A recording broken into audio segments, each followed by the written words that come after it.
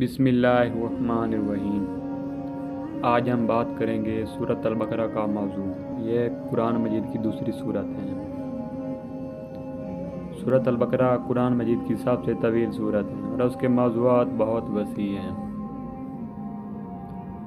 سورۃ البقرہ کا مقصد۔ سورت کا بنیادی مقصد ایمان کی وضاحت، انسان کی ہدایت اور معاشرتی اصولوں کی تعلیم دینا ہے۔ اس کے اہم موضوعات یہ ہیں کہ نمبر 1، ایمان اور عقیدہ۔ سورت کے ابتدا میں مومنین، کفار اور منافقین کی صفات بیان کی گئی ہیں۔ یہ واضح کیا گیا ہے کہ کامیابی صرف ایمان اور عمل صالح میں ہے۔ نمبر 2، توحید اور عبادت۔ اللہ کی وحدانیت اور عبادت کے اصول بتائے گئے ہیں۔ خاص طور پر نماز، روزہ اور زکوٰۃ جیسے ارکان کی اہمیت بیان کی گئی ہے۔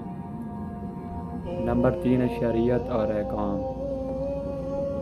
سورت میں بہت سے اسلامی قوانین اور احکام بیان کیے گئے ہیں۔ نماز، روزہ، حج، زکوٰۃ جیسے تجارت، شادی، طلاق، یتیموں کے حقوق اور دیگر سماجی اور اخلاقی امور۔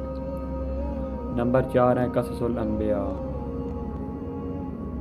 اس صورت میں حضرت آدم علیہ السلام، حضرت ابراہیم علیہ السلام، حضرت موسیٰ علیہ السلام اور بنی اسرائیل کے قصے بیان کیے گئے ہیں تاکہ لوگوں کو سبق حاصل ہو۔ نمبر 5 ہے جہاد اور جدوجہد۔ مسلمانوں کو جہاد کے اصول اور اس کی اہمیت بتائی گئی ہیں تاکہ وہ دین کی حفاظت اور انسانیت کی فلاح کے لیے جدوجہد کریں۔ نمبر 6 ہے معاشرتی انصاف اور عدل۔ معاشرتی انصاف، عدل اور انسانی حقوق کے اصول سکھائے گئے ہیں۔ یتیموں، مساکین اور محتاجوں کے حقوق کا خیال رکھنے کی تاکید کی گئی ہے۔ نمبر 7 ہے دعا اور توبہ۔ سورت کے آخر میں دعائیں اور اللہ سے توبہ کی اہمیت بیان کی گئی، جس میں انسان اللہ کی طرف رجوع کرتا ہے اور اپنی غلطیوں کی معافی مانگتا ہے۔